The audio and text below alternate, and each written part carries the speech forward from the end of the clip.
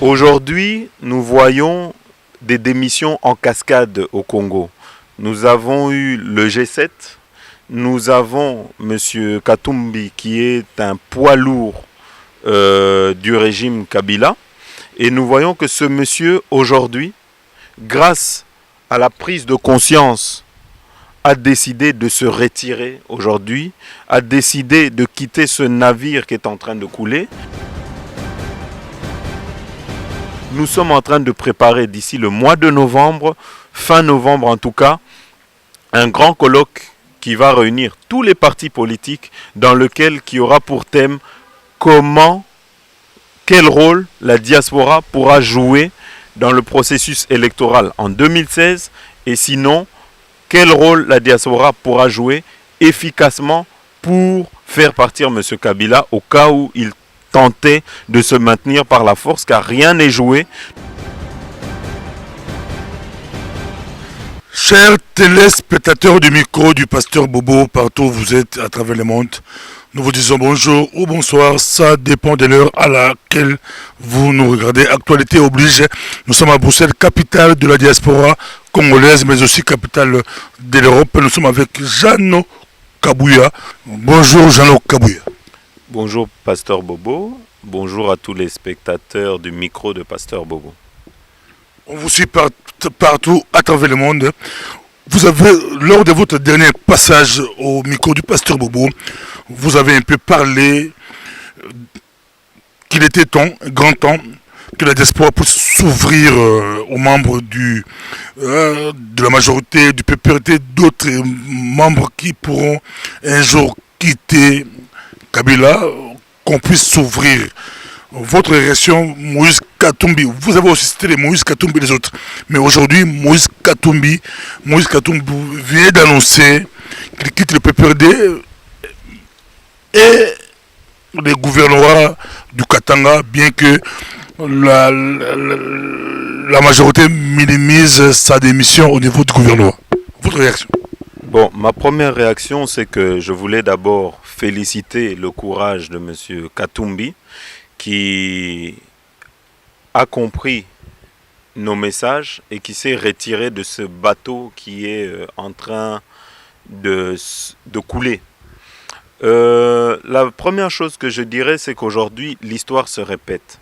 Souvenez-vous, en 1980, il y a eu Étienne Tshisekedi et les 13 parlementaires qui avaient décidé de quitter M.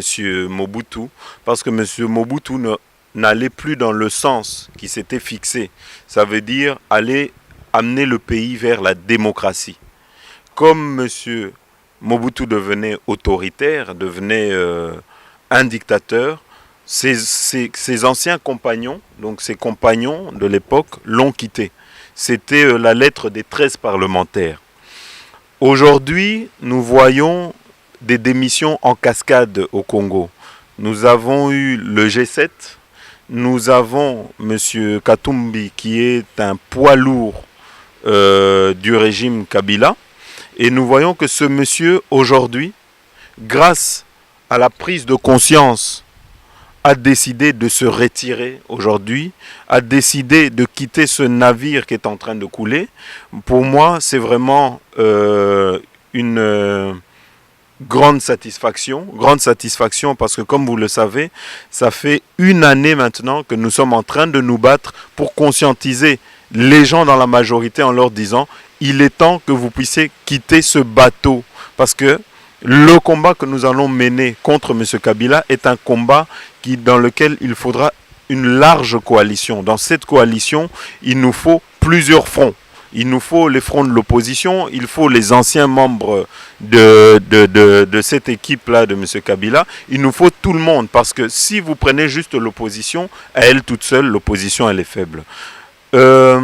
Changer aujourd'hui de stratégie pour arriver à ses fins, on ne doit pas en avoir peur. Je comprends certaines personnes aujourd'hui qui peuvent dire oui, non, ces gens-là, ils abageux à Kabila, mais il faut qu'on arrête d'avoir peur. Ça veut dire que Depuis un moment, nous sommes en train de lancer des messages, quitter le bateau, quitter le bateau. Et quand ils quittent les bateaux, les mêmes personnes qui demandent qu'ils quittent les bateaux, c'est les mêmes qui leur font des critiques. Il faut à un moment que nous puissions être cohérents avec nos propres paroles. Quand ces gens-là quittent le bateau, nous devons maintenant pouvoir les accepter. Et d'ailleurs, moi, j'irai même plus loin. Pourquoi devrons-nous douter de la sincérité de cet acte qu'a commis aujourd'hui M. Katumbi? Si M. Katumbi aujourd'hui décide de quitter M. Kabila, ma question est, qui sommes-nous pour l'en empêcher? Si monsieur... Qui sommes-nous pour l'en empêcher? Une question qui se pose, on va vous redonner la parole. D'autres pensent que il devrait le faire quand il avait annoncé pas de troisième penalty. Il avait hésité, il avait reculé, il avait peut-être eu peur des menaces. Cette déclaration est arrivée trop tard, Jean Kabouya. Mais trop tard d'abord, je vais dire, demander à tous nos spectateurs, c'est arrivé trop tard par rapport à quoi? Par rapport à qui? Quelle force nous avons aujourd'hui sur le terrain qui peut aujourd'hui nous confirmer que M. Kabila va partir en 2016? Nous n'avons aucune. Nous avons des gens qui font du bruit à 8000 km. Nous avons des gens qui donnent des espoirs à 8000 km. Mais la libération du Congo, ça se passe au Congo. Aujourd'hui, on critique le G7. Mais si il y a des forces plus fortes que le G7, qu'ils aillent sur le terrain. C'est sur le terrain qu'il faut faire l'épreuve. Pas à 8000 km. Les gens de la diaspora habitent, qui sont par exemple en Europe, habitent en Europe. Ils ne sont pas à Kinshasa. Ce n'est pas nous qui souffrons. C'est le peuple à Kinshasa qui est en train de souffrir. Et aujourd'hui, si je peux dire comme ça, M. Katumbi s'inscrit dans la même démarche que nous. Ça veut dire pas de troisième mandat pour M. Kabila, pas de prolongation de mandat et pas de tentative de glissement. Alors, aujourd'hui, je pense que c'est une victoire pour la diaspora. C'est une victoire pour toutes les personnes qui ont compris que le combat doit changer de stratégie. Nous ne pouvons pas rester là juste à crier, à les insulter sur Facebook, sur YouTube. Nous devons maintenant changer de stratégie. Nous devons affaiblir le clan Kabila. Nous devons créer un front fort, uni, avec l'opposition, avec toutes ces personnes. Écoutez, vous voyez, moi, comme je suis ici, je dirais que je suis un héritier du tshisekédisme. Parce que je me bats, je suis un démocrate, je me bats pour un état de droit. Mais nous voyons que aujourd'hui, il y a certaines personnes qui tendent à discriminer ceux qui ont un autre langage que celui-là qui est aujourd'hui. Quand Cheikh Okitundu déclare que c'est un non-événement, et puis la province du Katanga était appelée à disparaître, donc démissionner du Katanga pour le PPRD, c'était un non-événement. Donc je reviens d'abord pour terminer ce que je disais. Aujourd'hui, il y a d'abord ce qu'on appelle une forme de censure. Ça veut dire que toutes les personnes qui ne disent pas Tshisekedi président sont censurées, sont pointées du doigt. Non, aujourd'hui nous devons aller au-delà. Nous ne devons pas perdre de vue l'objectif qui est la libération du Congo. Et dans cet objectif-là, nous avons besoin d'un front uni. Nous avons besoin de ratisser large. Nous avons besoin de plusieurs forces. Nous ne pouvons pas juste nous limiter au slogan Tshisekedi président. Vous savez, en 2011, quand le président Etienne Tshisekedi a mené campagne, souvenez-vous que c'est M. Katumbi qui l'a accueilli, qui a permis qu'il puisse faire sa campagne au Katanga, qu'il a laissé se promener et faire sa campagne au Katanga. Donc aujourd'hui, nous devons apprécier ces gens-là qui ont cette vision de la démocratie.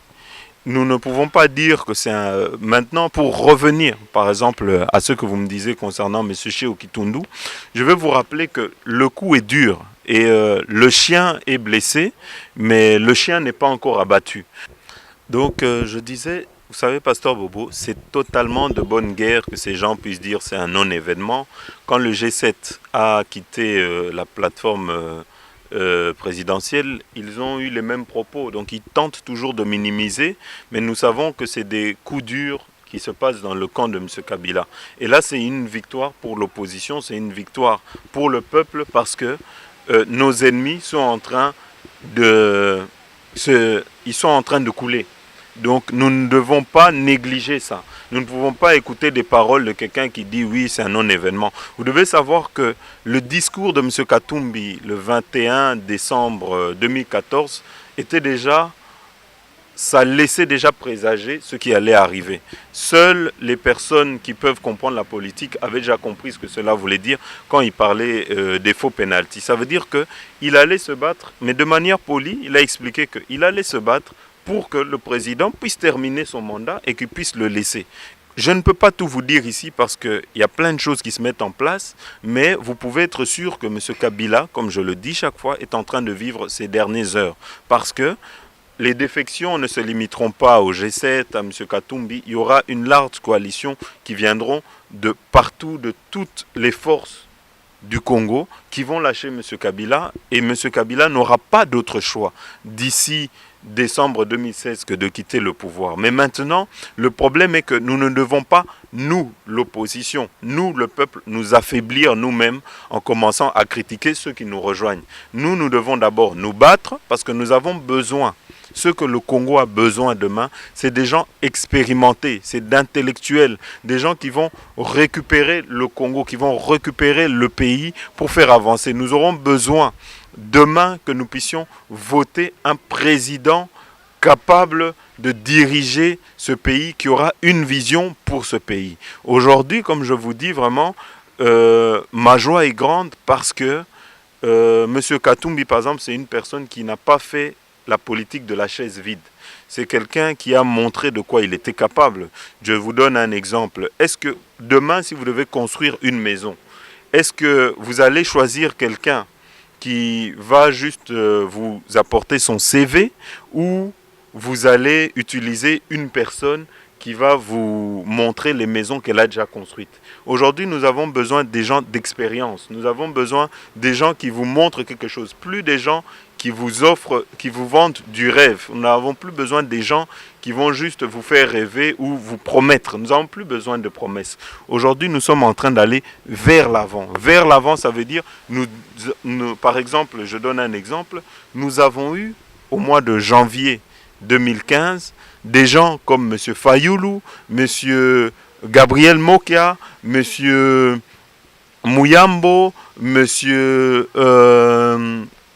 Emery Okunji, des Kamere et tous ces leaders-là qui s'étaient mis ensemble pour mettre le peuple dans la rue. C'était déjà un élément déclencheur qui laissait présager de ce qui va se passer, de cette prise de conscience de cette population.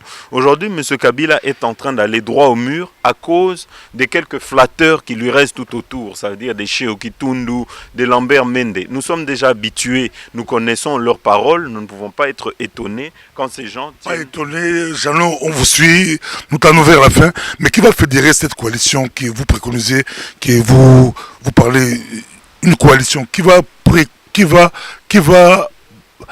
fédérer?